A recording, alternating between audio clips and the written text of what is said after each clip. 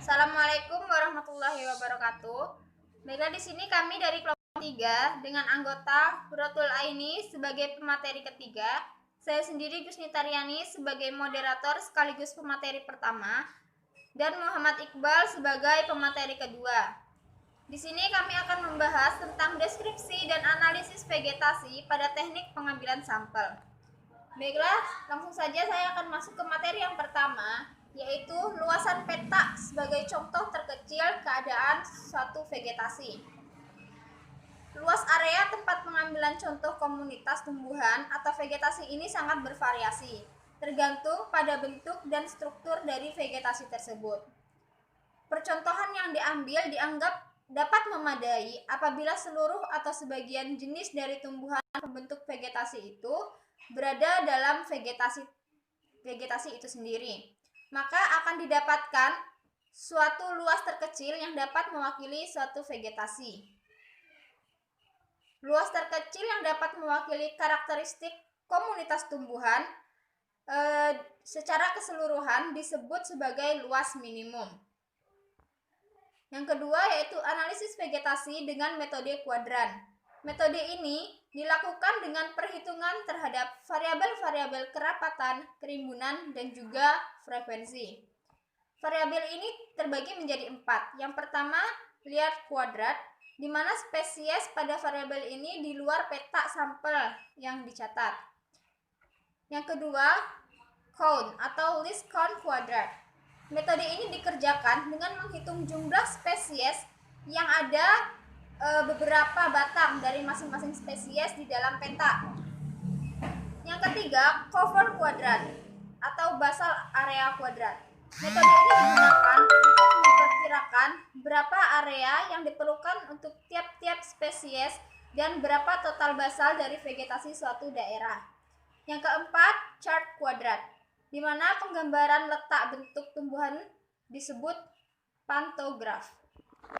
Sekian dari saya, terima kasih. Assalamualaikum warahmatullahi wabarakatuh. Perkenalkan, nama saya Muhammad Iqbal dengan NPM 18010057. Di sini saya akan mencoba melanjutkan dari pemateri pertama, yang mana langkah-langkah kerja jika akan melakukan penelitian atau analisis vegetasi metode kuadrat.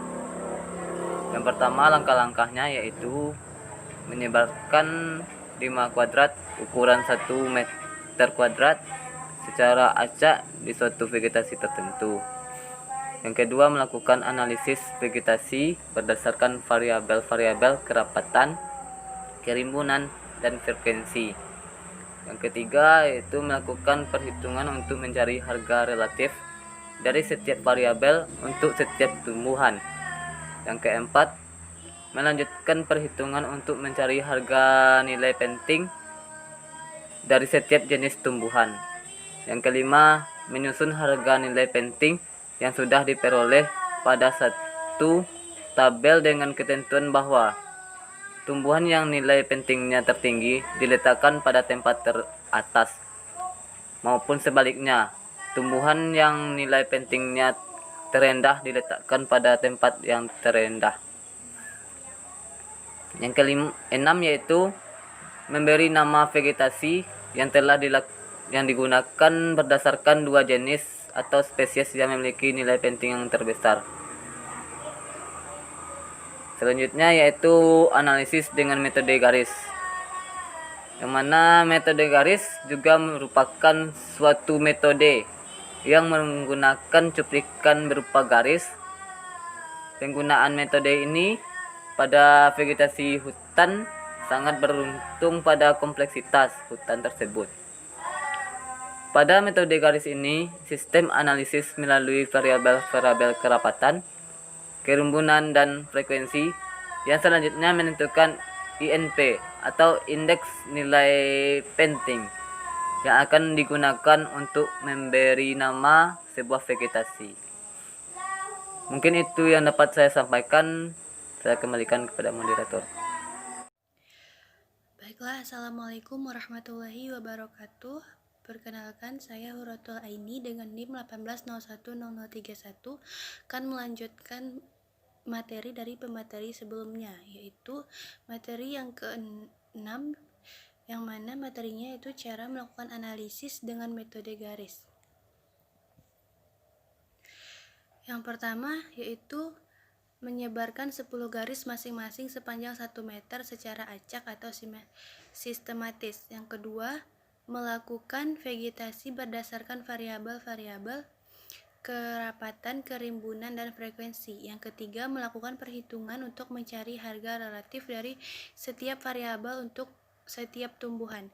Yang keempat, melanjutkan perhitungan untuk mencari harga nilai penting dari setiap jenis tumbuhan. Dan yang kelima, menyusun harga nilai penting yang sudah diperoleh. Ada suatu tabel yang dengan ketentuan bahwa tumbuhan yang dinilai penting tertinggi diletakkan pada tempat teratas. Yang keenam yaitu memberi nama vegetasi yang digunakan berdasarkan 2 jenis atau spesies yang memiliki nilai penting terbesar. Selanjutnya yaitu bagaimana analisis dengan metode tanpa peta. Cara yang dilakukan yaitu yang pertama, cara plotless atau cara tanpa peta, yang mana jika hanya pohon saja yang akan menjadi bahan penelitian, misalnya hanya sekedar untuk mengetahui komposisi dan dominansi pohon serta menaksir volumenya, maka cara tanpa peta lah yang baik digunakan. Adapun cara melakukannya, yang pertama cara Bitterlings, yang mana dalam cara ini dipakai alat atau tongkat Bitterling, yaitu sebatang tongkat kecil yang panjangnya 66 cm dan ujungnya dipasangi alat seng berbentuk bujur sangkar berukuran 2 cm 2 x 2 cm. Dengan mengangkat tongkat setinggi mata, alat seng yang diarahkan ke pohon yang berada di sekelilingnya. Pohon yang tampak berdiameter lebih besar dan sama dengan sisi seng itu didaftarkan namanya dan ukurannya. Pohon yang tampaknya berdiameter lebih kecil dari posisi plat seng yang tidak masuk hitungan. Baiklah, sekian dari saya dan kelompok kami. Terima kasih. Assalamualaikum warahmatullahi wabarakatuh.